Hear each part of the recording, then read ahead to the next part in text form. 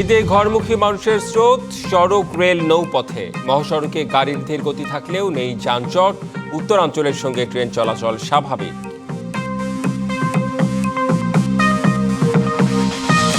ঈদ কবে জানা যাবে আজ। সন্ধ্যায় বসছে চাঁদ দেখা কমিটি, প্রস্তুত জাতীয় ঈদগাহ। জামাতে অংশ নেবেন রাষ্ট্রপতি, প্রধানমন্ত্রী সহ বিশিষ্টজনরা।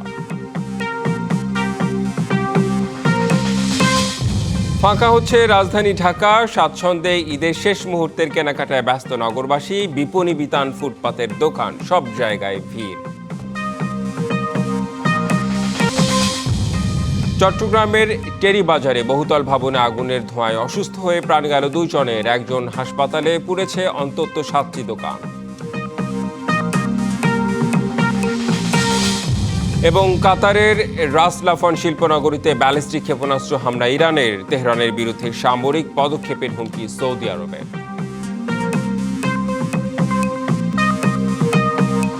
ঈদ যাত্রায় সব পথেই মানুষের স্রোত। জীবনের ঝুঁকি নিয়ে হলেও বাড়ি ফেরার তারা সবার চোখে মুখে।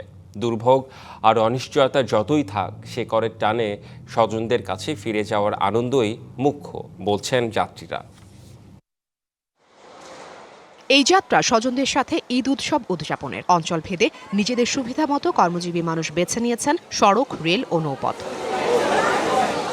বৃহস্পতিবার সকাল থেকে কমলাপুর রেলওয়ে স্টেশনের প্রতিটি প্ল্যাটফর্মেই ছিল ঘরমুখো মানুষের ভিড়। এদিনও ট্রেনের ভেতরে জায়গা না পেয়ে ঝুঁকি নিয়ে ছাদে ভ্রমণ করছেন অনেকেই। 1 বছর পর আমরা 10 দিন ছুটি পাই, এই ঈদটা আমরা বাড়িতে যাই কাটানোর চেষ্টা করি।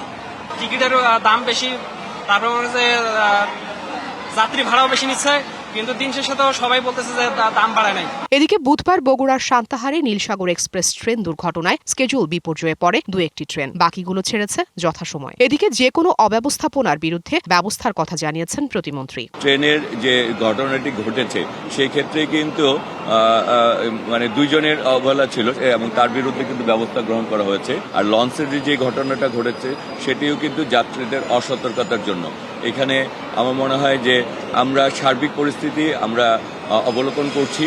পরিপূর্ণ সম্পূর্ণ হওয়ার পরেই আসলে আমরা বলতে পারবো যে আমরা কতটুকু দায়িত্ব পালন করতে পেরেছি।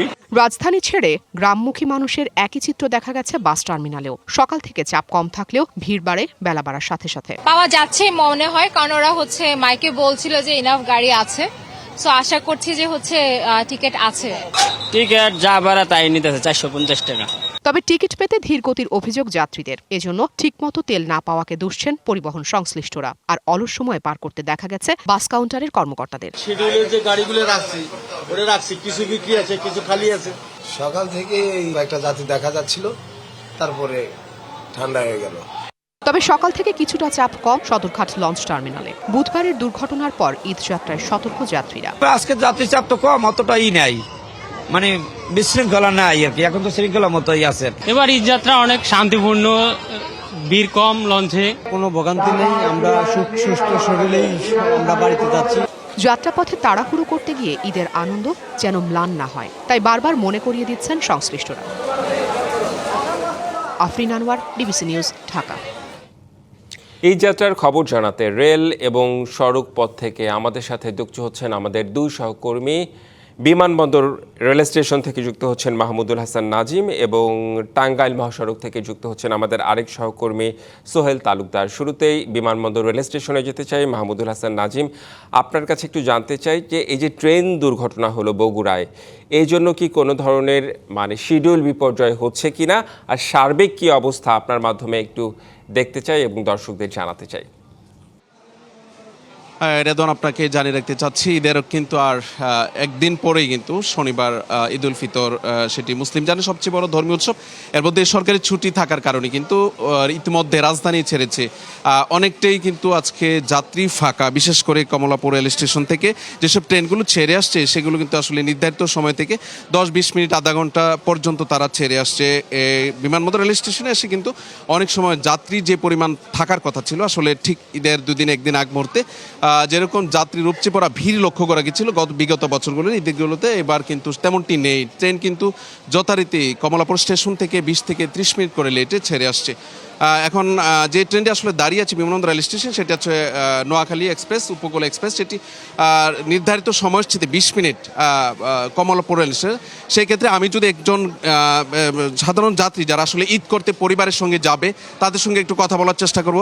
আপনি কোথায় যাবেন? আমি আলমডাঙ্গায় যাবো।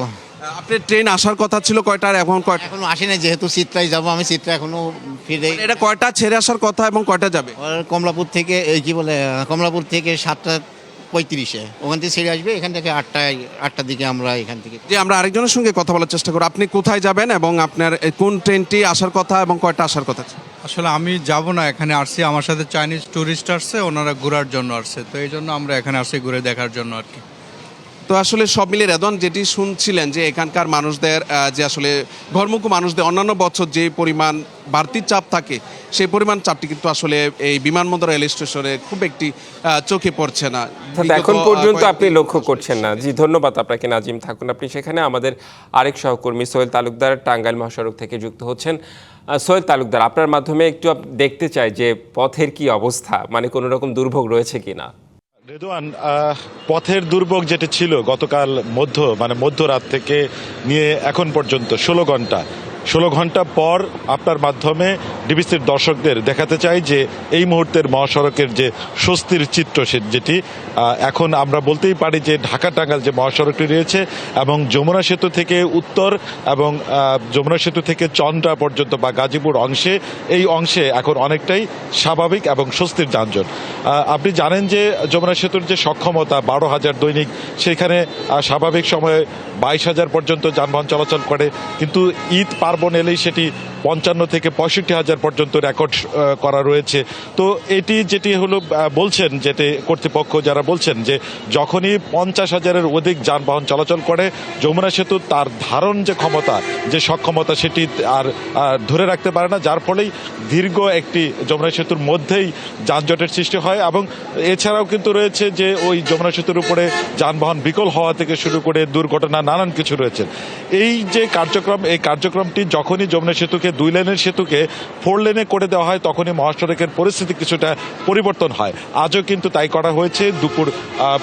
সকাল 11টা বা 11:20 থেকে নিয়ে প্রায় 2:30 পর্যন্ত এই মহাসড়কে শুধুমাত্র উত্তরগামী সেতু দিয়ে উত্তরগামী যে যানবাহন, সেটিকেই পার করা হয়েছে এবং ঢাকামুখী বন্ধ করে দিয়ে সেতুকে 4 লেন করার ফলে এই যে যানবাহনের যে গতি, যানবাহনের উত্তরমুখী যাওয়ার যে স্রোত, সেটি উত্তরের যাত্রায় যখন সুযোগ পেয়েছে, তখনই কিন্তু এই মহাসড়কের যে দীর্ঘ যানবাহনের যে স্রোত ছিল বা সমুদ্র ছিল যানবাহনের, সেই স্রোতটা কিছুটা রোধ করা গেছে, যার ফলে আরও কয়েক ঘন্টা পর, প্রায় 2 ঘন্টা পরে মহাসড়কের স্বস্তি এসেছে। তাই সংশ্লিষ্টরা বলছেন বা পরিবহন সংশ্লিষ্টরা বলছেন যে যমুনা সেতুকে 4 লেনে উন্নীত করা না গেলে সেক্ষেত্রে এই বছরের যে ভোগান্তি, সেটি থাকবেই। রেদওয়ান, গুরুত্বপূর্ণ একটি কথা বলেছেন। সেই সাথে এখন পর্যন্ত এই মুহূর্তে আমরা স্বস্তি দেখছি। ধন্যবাদ আপনাকে সোহেল তালুকদার। বাংলাদেশে ঈদ উল ফিতর কবে হবে জানা যাবে আজ। সন্ধ্যায় ইসলামিক ফাউন্ডেশনের বায়তুল মোকাররম সভাকক্ষে বৈঠকে বসছে জাতীয় চাঁদ দেখা কমিটি। এতে সভাপতিত্ব করবেন ধর্মমন্ত্রী কাজী শাহ মোফাজ্জল হুসাইন কায়কোবাদ। এবছর বাংলাদেশে রোজা শুরু হয় 19 ফেব্রুয়ারি। সেই হিসেবে আজ শাওয়াল মাসের চাঁদ দেখা গেলে রোজা হবে 29টি, আর ঈদ উল ফিতর হবে শুক্রবার। আর চাঁদ দেখা না গেলে 30 রোজায় পূর্ণ হবে। সেই ক্ষেত্রে ঈদ হবে শনিবার। পবিত্র ঈদ উল ফিতরকে সামনে রেখে ঈদের প্রধান জামায়াতের জন্য পুরোপুরি প্রস্তুত ঢাকায় জাতীয় ঈদগাহ মাঠ। ঈদের প্রধান জামাতে জাতীয় ঈদগাহ মাঠে অংশ নেওয়ার কথা রয়েছে রাষ্ট্রপতি, প্রধানমন্ত্রী, মন্ত্রিপরিষদের সদস্য, সমাজের বিশিষ্টজন ও সাধারণ মানুষের। এই উপলক্ষে পুরো মাঠ ও এর আশেপাশে এলাকায় নেওয়া হয়েছে কয়েক স্তরের কঠোর নিরাপত্তা ব্যবস্থা। এবার ঈদের প্রধান জামাতে অন্তত 40,000 মুসল্লি নামাজ পড়তে পারবেন। ঈদ উল ফিতরকে সামনে রেখে রাজধানীর জাতীয় ঈদগাহ মাঠ প্রস্তুত।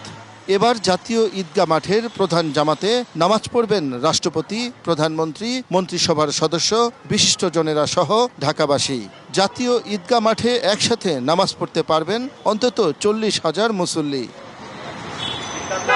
ঈদ জামাতকে সামনে রেখে পুরো মাঠ ও এর আশেপাশের এলাকায় নেওয়া হয়েছে কয়েক স্তরের নিরাপত্তা ব্যবস্থা।